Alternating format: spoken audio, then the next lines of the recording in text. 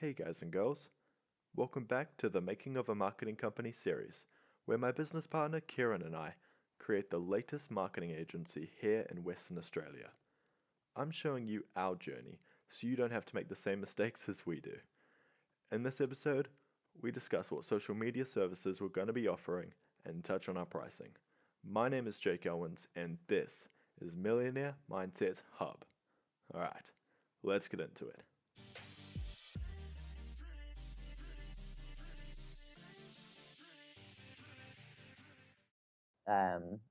So that's kind of good though, because if I do a campaign on Facebook, it already goes to Instagram. You might not want it to do that though. You might want to have different things depending on the audiences that they attract on the two platforms. Yeah. So I'm sure, I was gonna say, I'm sure you'll be able to change that. It probably gives you the option to click both or just like pick the. Oh, it does. It does, Yeah. So that's cool. Haven't really looked at. I can't remember what we discussed with Snapchat. We said no, didn't we? Because it's a location-based thing, and we're not really there to do it. I mean, it depends on the client. I mean, like the client would have to be very, very involved. But if they were willing to do that, then I don't see any reason why we wouldn't do Snapchat. Yeah. What was the other one? I swear there's another one we discussed. Live streaming? Yeah, that's Facebook though, isn't it? No, that's the individual apps like Live.me and YouNow. YouTube live streaming, Facebook live streaming, all that stuff. Although that's quite heavily clients involved as well. So unless they want to do it, then probably not. And we said like, I know Twitter's a no. Pinterest. I think that's all I can think of, to be honest. I'm gonna have a good look through the App Store and see what's like popular in terms of like. I'm just gonna go into social media. It's a good idea. And see what's going down. Yep, definitely. Yes. And then what else have I done today? The cool thing actually with Facebook advertising is like you can go into behavioral and also based on what they like. So for example, someone likes Powerade and you're advertising Coke, you can use that. So like you'll click advertisers to people who like Powerade. Yep. I thought that was cool. I didn't know you could do that. And then you can also do like their behavior types, so like as well as like life events. If they've put up just had a child, then you can target that. Yeah, it's cool. Anyway, as I said, I didn't know that much about like the actual ad, like not AdWords, the actual campaign side of it. So it's kind of cool looking at it. What else have I done? Just generic stuff, really. The good thing was, which I mean, I should have really known this, but I didn't, was the fact, kind of obvious, but the fact that you can do posts and then set it for a scheduled time. Yeah. So that's something. And then I sort of just looked into how much people charge. Now the thing is, I've got two ways of thinking this. I know that you're taking money up front. No, you're not. You're paying for it and then getting the money later, right?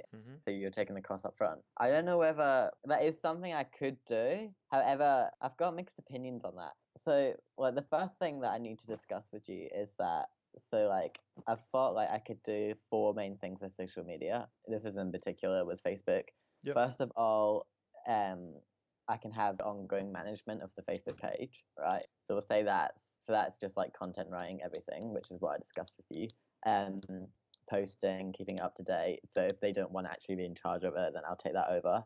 I think that would be quote-based because obviously it depends what they want. Obviously, I'll need to think of pricing. That's another thing, actually. Do we put the pricing on the website or are we quote-based? Because I know that there's an argument for not putting pricing on websites. What are your thoughts? I have done it before, only because I was targeting at people that really just wanted a cheap website. I know that like there's that fact that other people competitors can really easily undercut what you're charging. And then you've got that gamers who can offer the cheapest. Yep. So I don't know. I mean, I think with this, so it's not like we can set a standard fee because if you're a massive organization versus if you're a little Mickey down the road, we're going to be charging 2 different rates. So I think quotes better, but you can do starting from prices. That's a good idea. So that gives them an indicator of how much. Anyway, back to what I was saying was, so I think I'll do quote based for the actual ongoing management because that will really honestly depend on what they want, and also the fact that in that if I'm involving AdWords campaigns, because obviously I could do an organic based one or I can do paid media. If they want AdWords campaigns, then obviously it'll cost more because it's like $20. Well, it's not quite $20. Well, it can be whatever. It can. I think the lowest price you can set it is $10 a day, from what I saw, but I'll have to go through that.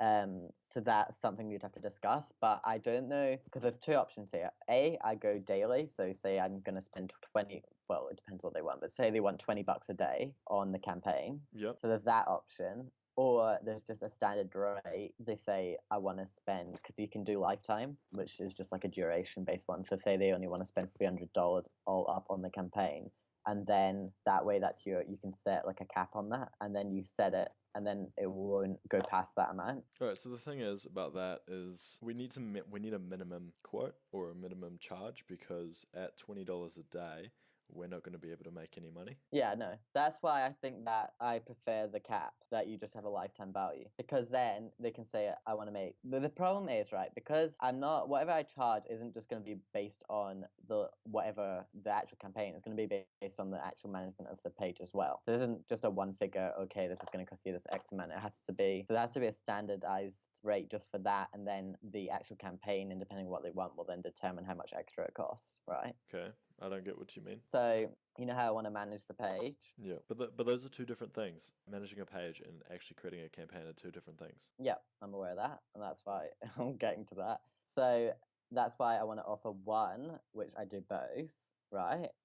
So that's like the full lot. One where I just do campaigns, and one of them where it's just organic based. So they don't do any ads, they don't do any campaign. So what does organic look like? Organic's just so it's your own media, so creating content, all that sort of stuff, getting reach.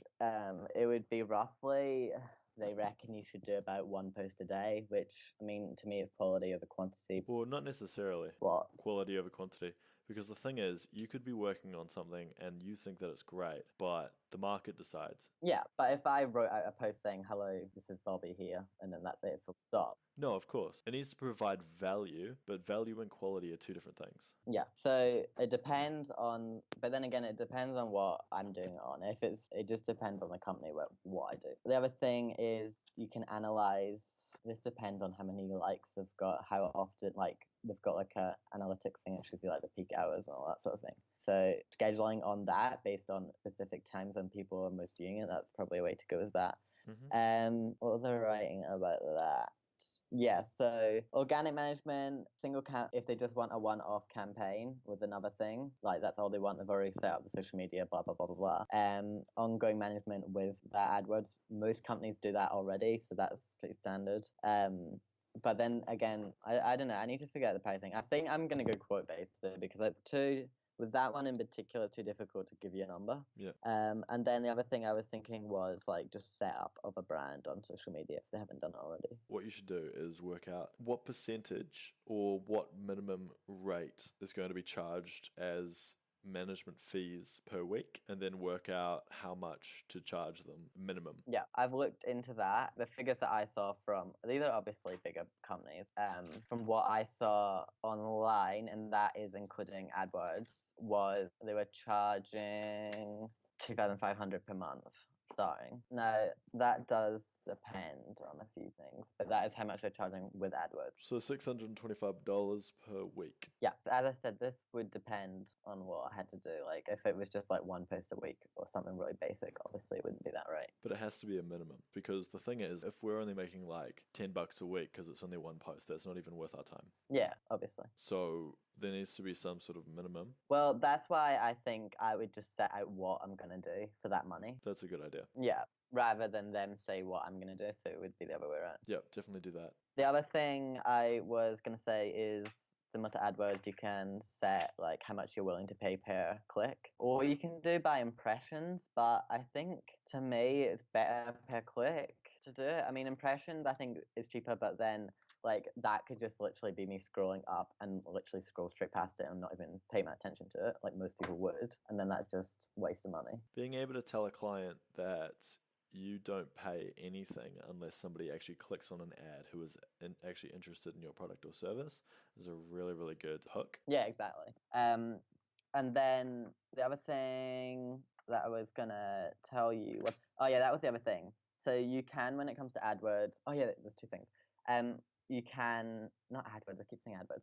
When I say like the Facebook campaign, you can, I don't know whether this is a good idea or not, but like you can exclude particular groups from the campaign. Yep. And one of them's connections, which is people that already like the page. And I think it depends on the objective of this campaign, but if the objective is to get more likes, I would personally, have that the current likes, like we don't target people that already like the page, because what's the point? Well, the point is the interaction of the customer, because if your audience is really, really interactive, then they're going to be sharing the post and they're going to be liking it, which means that all of their friends are going to see it, right? So, Yeah. but if they don't interact with it at all, then that's just stupid. Like, there's no point.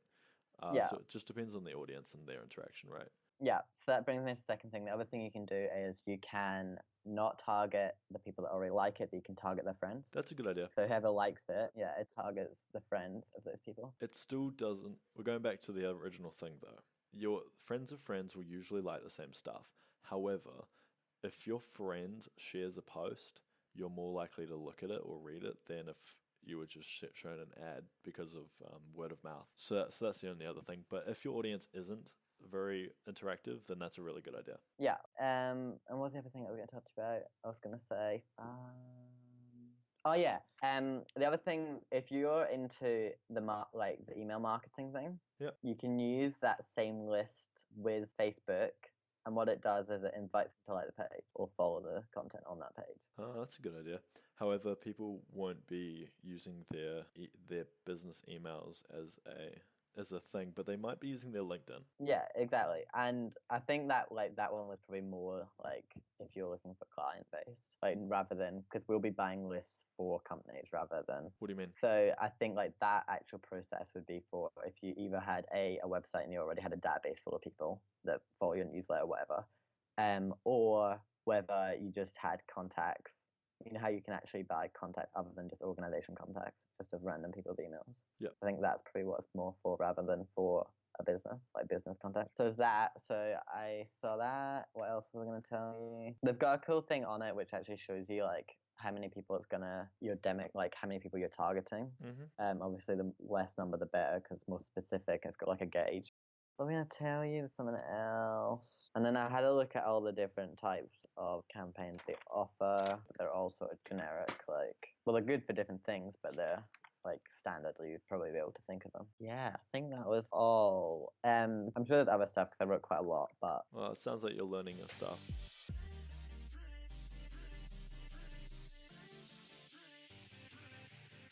Hey guys and girls, thanks for watching. I really hope that you enjoyed this episode. If it brought you any value at all and you feel that way inclined, please hit that subscribe button and like the video. If you've got any questions or would just like to reach out and say hi, please do so in the comment section below or PM me. Thanks a ton for watching again. I look forward to seeing you in the next episode. Cheers.